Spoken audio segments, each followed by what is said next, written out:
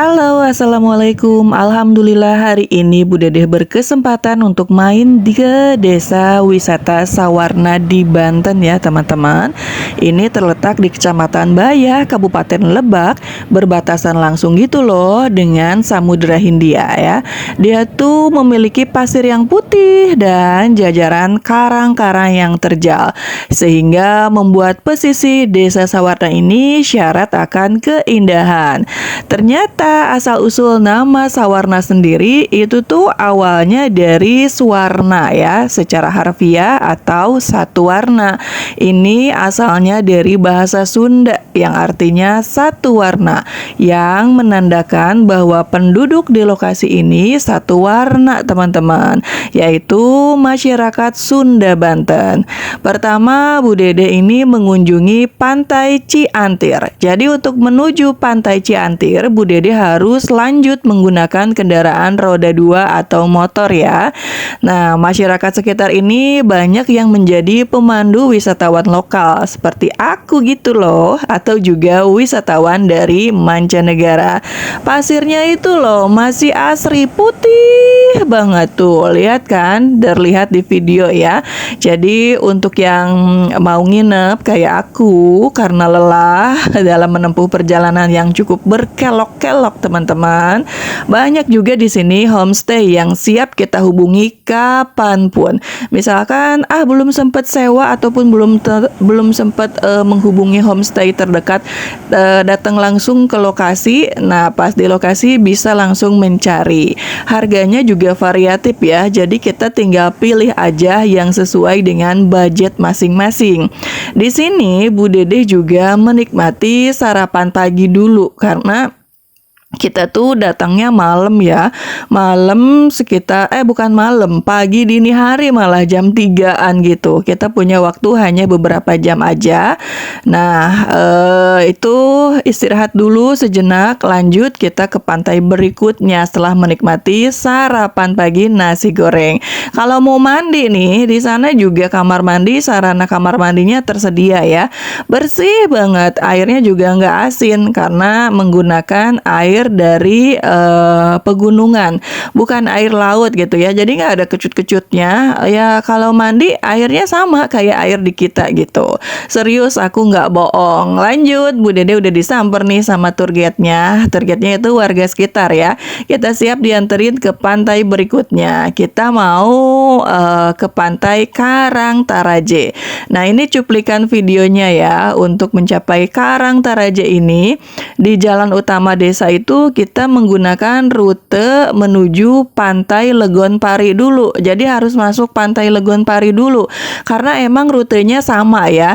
Jadi nanti dari pintu masuknya itu kita akan menempuh lagi perjalanan melewati kayak persawahan, terus juga turunan yang cukup curam ya, dan juga ada jembatan gantungnya. Kita ngelewatin dulu homestay di sini ya, karena masyarakat sekitar tuh banyak sekali membuka homestay di area sini teman-teman.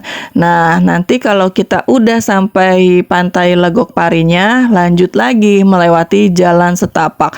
Ada perkebunan kelapa, ada jembatan kecil, pokoknya mah ikutin aja gitu ya jalannya sampai dari yang kecil sampai dengan ujung.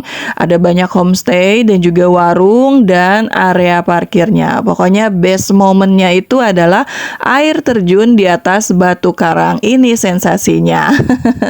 Ini nih seperti yang aku ceritain tadi, ngelewatin jembatan gantung. Wow, abis hujan nih karena beberapa hari ini katanya hujan cukup deras. Tapi alhamdulillah perjalanannya menjadi cukup nyaman, tidak terlalu panas ya. Kita tuh banyak sekali yang akan menuju pulau berikutnya, yaitu pulau apa? Pulau Karangtaraje. Kok sampai pulau ya, Bu Dede saking semangatnya. Ditemenin sama pemandu, alhamdulillah bisa juga sampai, walaupun di dalam hati tuh dak-dikduk banget lihat ombak yang terus terus-menerus datang dengan gelombang yang beda-beda ya setiap detiknya. Jadi di Pantai Karangtaraje ini kelihatan kok beberapa karang bolong yang terisi air laut ya. Di Pantai Karangtaraje masih bertetanggaan dengan Pantai Sawarna yang memang dikenal luas ya. Letaknya itu 38 km dari Malingping di Desa Sawarna, Kecamatan Bayah, Kabupaten Lebak, Banten. Meskipun ini berdekatan ya, Karangtaraje ini memiliki kontur pantai yang beda banget dari Pantai Pari ya, atau dari pantai-pantai lainnya, karena dia tuh kontur pantainya memang beda. Hampir di semua sisi pantainya itu dia dipenuhi oleh batu karang sebagai ukuran ya. Karangnya itu di sebelah kiri pantai bahkan menyerupai juga teras yang luas dan sedikit berundak-undak ya, kayak tangga. Makanya disebut taraje gitu loh teman-teman. Karena hempasan ombaknya itu yang menjadi daya tarik Karangtaraje. Ini namanya gua apa? Gua Karangtaraje. Oh, gua Karangtaraje.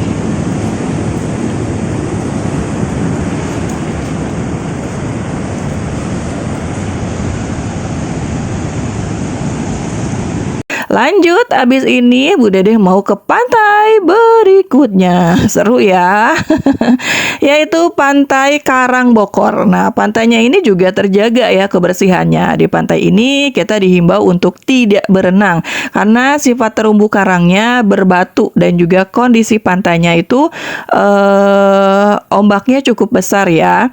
Jadi nggak boleh berenang pas di sini. Nikmatin aja pemandangan yang cukup indah di sini. Nah, untuk masuk ke Pantai Karangbokor, tiket masuknya itu 20.000 ya. Itu belum termasuk parkir. Pantai ini udah dikelola oleh pihak swasta. Ada banyak spot foto menarik yang indah di sini. Pokoknya udah mirip deh kayak pantai di Bali kata aku Maya. Nah, kenapa dikasih nama Karangbokor? Karena di sana itu karangnya yang berukuran estaf ya, menyerupai wadah yang cekung dan bertepi lebar. Karangnya ini terpisah dari daratan gitu.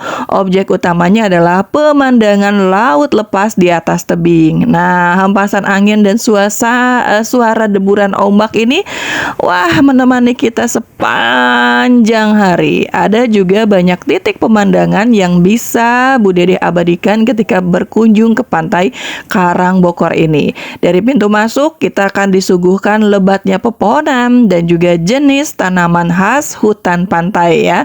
Karena memang dia itu beda berada di wilayah hutan Saketeng atau hutan lindung yang masih terjaga keasriannya. Hutannya ini juga jadi tempat tinggal berbagai jenis hewan liar. Tapi pemandangan laut lepasnya, apalagi tuh deburan ombak yang menabrak dinding tebing karang, ini akan membuat takjub ketika melihatnya.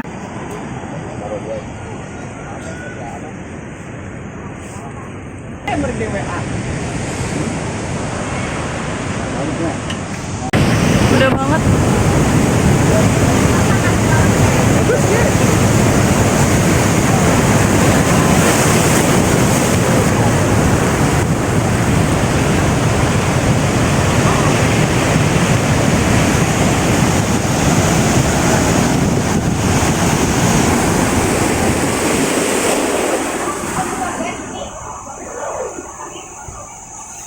Yang ngambilnya di sini.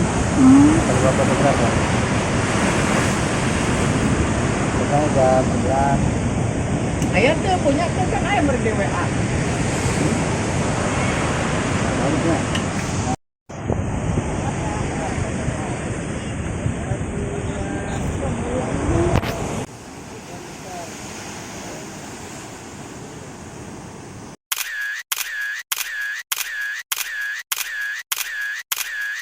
Pantai selanjutnya mana Bu?